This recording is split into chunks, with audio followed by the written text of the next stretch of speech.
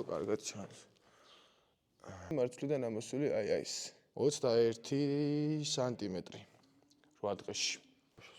გამარჯობა, დღეს ძალიან საინტერესო ვიდეოთი დავბრუნდი და დღეს აი ამ სილამაზეს განვიხილავთ და მიმოვიხილავთ. ეს არის ჰიდროპონიკის ჯეჯილი, რომელიც გაკეთებულია ქერისგან და ვისაუბრებ ამ ჰიდროპონიკის ჯეჯილის გამოყენებაზე, მის დადებით თვისებებზე და მომზადებაზეც. ხო, დავიწყოთ იმით, რომ ეს არის ჩამოთვლილი ახლა ამის დადებით თვისებებზე. დადებითი თვისებები ისაა, რომ მისი გაზრდა არის ძალიან მარტივი, ხდება ძალიან სწრაფად. აი ეს კონკრეტული, ეს ორივე სექცია არის 8 დღის. და ახლა განახებთ, როგორ გამოიყურება.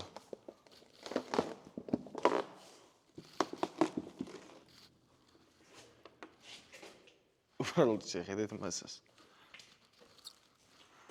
აი ეს არის ჩვენი 8 დღის ჯეჯილი, რომელიც ქვემოთ განარამია, ეს არის მთლიანად ფესვთა სისტემა, მეგობრებო.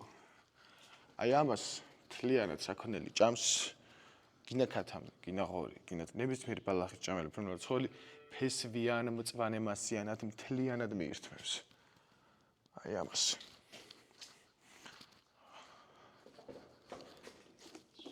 ხო. დავაბრუნოთ უკან და გავაგრძელოთ საუბარი. არის ძალიან მარტივი ამის გაკეთება და ძალიან სწრაფად ხდება. 8 დღეში ვიღებთ მარცვლიდან აი ამ ხელამასას. გამოიყენება მისთვის მხოლოდ და მხოლოდ წყალი და ძალიან მცირე ოდენის სინათლე. მეტი არაფერი. ტენიანობა გჭირდება, წყალი გჭირდება, მარცვალი, რასაც გავაღებებთ, ეს შეიძლება ნებისმიერი მარცვლისგან მოხდეს, მაგრამ ქერი ყველაზე იაფი, ხარისხიანი და სწრაფად გაღივებადი მარცვალი არის, ამიტომ ყველაზე ხშირად ჰიდროპონიკის ჯეჯილის გასაკეთებლად გამოიყენება ქერის მარცვალი. ხო. მეორე არის ძალიან კომპაქტური. ეს ახლა საჩვენებელი მოდელია, სადაც მე ვიმყოფები და პატარა ადგილია, მაგრამ ვაპირებ კომპაქტური მოდელის გაკეთებასაც, რომელსაც აუცილებლად განახებთ. ეს არის თაროებით და ერთ პატარა მანძილზე, სადღაც 30 კვადრატულ ოთახში შესაძლებელია ყოველდღიურად 365 დღე 400 კილოგრამამდე ჯეჯილი აწარმოო ყოველ დღე. შემდეგ დადებითი თვისება ამისი არის ის, რომ მთელი წლის განმავლობაში შეგიძლია აწარმოო ზამთარშიც და ზაფხულშიც, მთელი წელი. ძალიან ცოტა სადღაც 20-22 გრადუსის ტემპერატურა ჭირდება. იდეალური არის მისთვის 18-დან 22-მდე. მუდმივი ტენიანობა და წყალი გჭირდება, ისიც ძალიან ცოტა დაფრქვევის პრინციპით და ძალიან მცირე ოდენი განათება, ლედ-განათება, ეკონომნათურები, რომელიც ძალიან მცირე ოდენი ტენს მოიხმარს. ეს მოთხოვნები რაც ჭირდება ჩვენს ქერის ჯეჯილს გასაზრდელად. ძალიან მარტივად ეს შესათვისებელი არის ეს ცხოველის ორგანიზმისთვის. ეს არის ყველაზე ქორფა მდგომარეობაში მყოფი მცენარე. ვინც მეცხოველეობაში და მეფრინველეობაში ოდნავ მაინც შეხედულია, ყველა მეცის, რომ ალბათ ერთ-ერთი ყველაზე ხშირი დანამატი, ბუნებრივი დანამატი, გინდა მეხორცული, მერძეული, ძროხისთვის თუ სხვა ცხოველებისთვის არის ქერის მარცვალი. მარტივად მოპოვებადი, იაფი და ხარისხიანი არის ქერი და კარგ შედეგს დებს. ხო, წარმოიდგინეთ ახლა ქერის მარცვალში არის ძალიან ბევრი მიკროელემენტები, ვიტამინები თუ საკვები ნივთიერებები.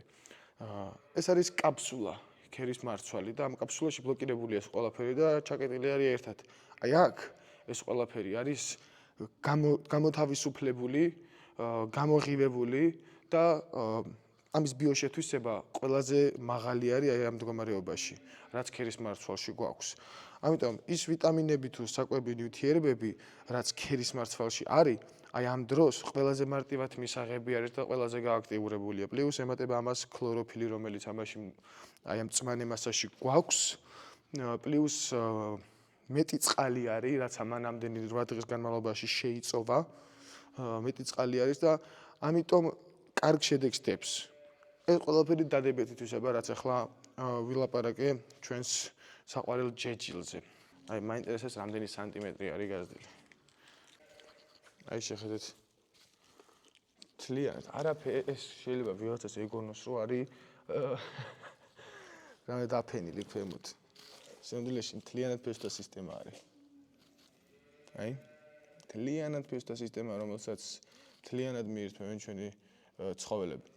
აი, განახილეთ ახლა 8 დღიან შედეგს. 21 სანტიმეტრი 8 დღეში. მივიღეთ 21 სანტიმეტრი მასა. ფესვიდან ვზომავთ, იმიტომ რომ აი ამ ფესვსაც კი ჭამენ, მარცვალსაც, ყველაფერი მთლიანად იჭმება. აქედან ნარჩენი არ გრჩება საერთოდ, არანაირი. ხო, რაც შეეხება ამის დამზადებას, ასევე ძალიან მარტივი პროცესი არის ამის დამზადება.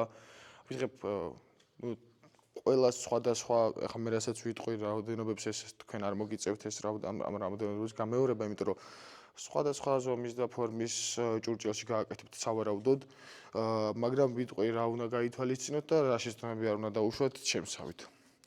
აი აქ მაგალითად ეს არის კილო და 800 ქერის მასლისგან მიღებული მასა. ეხლა სასწორი დამრჩა, მაგრამ ვიდეოს შემდეგ გავწევენ და აი აქ გამოჩნდება რაწონა მწვანე მასა მივიღე. ქერს დაახლოებით 12-15 საათის განმავლობაში ვალბობ. აი ესე ვედრაში, კომარაში დევს, წყალში, დილით ჩავდე, ამ საღამოს უკვე ამოვიღებ და ცარიელ ვედრაში ჩავდებ, რომ ღივის გამოტანა დაიწყოს. 24 საათიანი პროცესია სადღაც. როგორც კი შევატყობ, რომ ღივი ოდნავ გამოტანილი აქვს მარცვალს, მომაქვს აქ, გადმომაქვს და ვშლი ჩემს ეგრეთ წოდებულ ლანგარზე, პლასმასის გრძელი ლანგარი არის ეს, რომელიც მე თვითონ დავტიხრე 2-ისგან გამოვიყვანე 8 სექცია, იმიტომ რომ 8 დღიანი ციკლი დამეჭირა. ერთ დღეს ვყრი ერთს, ყოველ დღე იგივეს ვაკეთებ რა, რო დავყრი იმ დღესვე, რო დავყრი მაშინვე ვალბობ შემდეგი დღისთვის დასაყრელს. ამიტომ ციკლი არის აქ რა, ძალიან მცირე დენობის დრო გჭირდება ამ ყველაფრისთვის რა. დავყარე, ახალი დავალბე, ცელოფანს ვაფარებ თავზე ერთი დღე მაინც შეიძლება 2 დღე გააჩნიათ ტემპერატურებს, რა ტემპერატურა არის, რომ მარტივად და სწრაფად მოხდეს და თანაბრად მოხდეს ღივის გამოტანა. როგორც კი შევატყობ, რომ ღივი გამოსული და უკვე მწვანე წვერები აქვს წამოღებული, ცელოფანს ავხდი და იწყება ზრდა. ეს არის და ეს სულ მთელი ამისი ფილოსოფია გაზრდის. გვჭირდება ძალიან მცირე ოდენობის სინათლე, აი ეს არის ეკონომ ნათურები, რომელიც არის 9 ვატიანი. 9 ვატიანი ნათურებია და აი თითო სექციაზე ერთიც კი საკმარისია, მაგრამ ორი უკეთესი არის. გააჩნია როგორ ადგილას გააკეთებთ, მე ხა ისეთ ადგილას მასაკეთებ, სადაც სინათლე არ ხდება, თან ცელოფანი დავაფარე და ამის შემდეგ სინათლე საერთოდ დაიბლოკა და თითქმის სულ ჩართული მაქვს, მაგრამ თუ დღის სინათლე ხდება, მაგ დროს არ არის თლათ აუცილებელი. სადღაც 18 საათიანი სინათლის ციკლი რომ მისცეთ, ძალიან კარგი შედეგი გექნებათ. შეგიძლიათ გამოიყენოთ ასევე ლენტური LED ნათურები, რომელიც ძალიან ეკონომიურია და კარგ შედეგს დებს. ხო, და ძალიან მნიშვნელოვანი არის ამ საქმეში რწყვა. მე იმის გამო რომ ვერ მოვახერხე ნაწილ ამის ყიდვა და ჩემი დაწყობა ვიყიდე პირდაპირ აწყობილი სისტემა ადგილზე მომიტანეს შეუკვეთე. არც ისეთი ხარისხიანი აღმოჩნდა და არც ისეთი კარგად მუშაობს და არათანაბარი რწყვა რას იწვევს, აი ეხლა განახებთ მაგას. იწვევს აი ამას.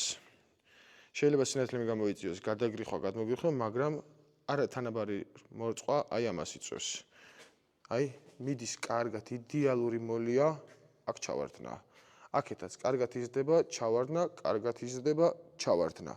ეს არის არათანაბარი მორწყვის ბრალი, მეტი არაფერი. გაღივებულია, ამოსულია, მაგრამ შემდეგ გაუჭირდა, აი ხედავთ როგორ არის აჭრილებული, აი აქ და აქ. პირველ რიგში სარწყავი სისტემა გქონდეთ კარგი. აი ჩემი სარწყავი სისტემა, აი ეს არის. გაფრქვევის, დაწვიმების პრინციპი უნდა გქონდეს ამ ყველაფერს. როგორც ჩავიდეს ფესვებში და მარცვლამდე წყალი, ასევე ზემოდან ცვრად მოედოს ჩვენს მწვანე მასას, რომ ფოთლიდანაც შეძლოს წყლის შეწოვა და თან სიგრილე შეუნარჩუნდეს. ხო, რაც შეეხება შენობა-ნაგებობა, სადაც ეს უნდა ვაკეთოთ, ორიოდე სიტყვას ამაზეც გეტყვით. გჭირდებათ უბრალოდ გააჩნია რა რაოდენობაზე მუშაობთ და როგორ მუშაობთ, მაგრამ გჭირდებათ დახურული სივრცე, სადაც ტენიანობას და ტემპერატურას კარგად დაიჭერთ ზამთრის პირობებშიც. მე მაგალითად ეხა ფერმაში ვაკეთებ ამას და ეს ფერმა ძალიან დიდია და გაშლილია და რადგან ტემპერატურას და ტენიანობას ვერ დავიჭერდი პატარა ადგილზე, ამიტომ ცელოფნით მომიწია გადახურვა და ეს ადგილი ღია მაქვს. ერთი მხარე, სამი მხრიდან ცელოფნით მაქვს დაფარებული და ჭერით ცელოფნით მაქვს. ეს უბრალოდ იმისთვის მაქვს, რომ ასე თუ ისე ჰაერი მოძრაობს შიგნით და ჩახუთულობა არ იყოს. საკმარისად მიკეთებს ეს საქმეს, მაგრამ შეიძლება იყოს აგურით აშენებული, ბლოკით აშენებული, სენდვიჩ პანელებიც საუკეთესო არის. ანუ უბრალოდ რაღაც ეგეთი უბრალოდ დახურული ადგილი, სადაც ტენიანობას დაიჭერთ. ანუ ხე მთლად გამოსადეგი არ არის, იმიტომ რომ ტენიანობაში სოკოვანმა დაავადებამ თუ ბევრმა რამემ შეიძლება თავი მოიკიდოს და ეს ისეთი მოკლე დრო აქვს ამას სიცოცხლის, რომ რთული არის, ძალიან რთული არის აქ რამე გააჩინო. რამე მოლდიან სოკოვანი დაავადება აქ რო გაჩინო არის ძალიან რთული, მაგრამ შეიძლება ესეც მოხდეს, ამიტომ მაინც ისეთი მასალისგან უნდა გავაკეთოთ, რომ თავი ავირიდოთ ამისგან რა. ეს არის და ეს მეტი არაფერი. აი ჩვენი სილამაზე. ფესვი, რომელიც რა თქმა უნდა მოწყდა ეხა ბევრად დიდი უნდა იყოს. ფესვი, მარცვალი და მარცვლიდან ამოსული აი ეს. მთლიანად ჭამს ამას. ძალიან კარგია კვერცხისდებისთვის, როგორც ხორცის მოსამატებლად და ტანის საზრდელად, ისევე რძისთვის.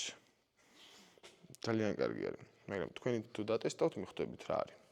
ვისაც აქვს საძოვრის პრობლემა, არ აქვს საძოვარი, ან წირის საძოვარი აქვს, ან პრობლემა არის იმ წელს რო გვალვა არის და გადახმა საძოვარი, ან პრობლემა არის რომ ზამთარი და საძოვარი არ გაქვს. ან ცხოველს გარეთ ვერ უშვებ, ან ფრინველს გარეთ ვერ უშვებ, მარტივად აი ეს შენ პრობლემას მოგიგვარებს. ეხლა დღეს ამას არ ავიღებ მე. ეხლა დალბობილი მაქვს ქერი უკვე, ხვალდილით ამას ავიღებ, ვაჭმევ ჩემს ქათმებს და კოჭუნიებს და ახალს დავკრი. მე ამას ავიღებ, მე ამას და აი ესე მივყვები ციკლს ვიჭერ. რაც თავარია, ციკლს ვიჭერ. დღეისათვის სულ ეს იყო. გამოიწერეთ ჩემი YouTube არხი და ლაიქეთ და გაუზიარეთ მეგობრებს ვიდეო თუ და გაინტერესა, ან თუ მსგავსი სოფლის მეურნეობის საკითხები გაინტერესებს. დამეხმარე მეც და დაეხმარე შენ ქვეყანასაც, შენ მეგობრებსაც და ყველას. ერთად ავაშენოთ ქვეყანა, იმიტომ რომ როგორც ჩანს ჩვენი პატრონი არავინ არ არის. მადლობა.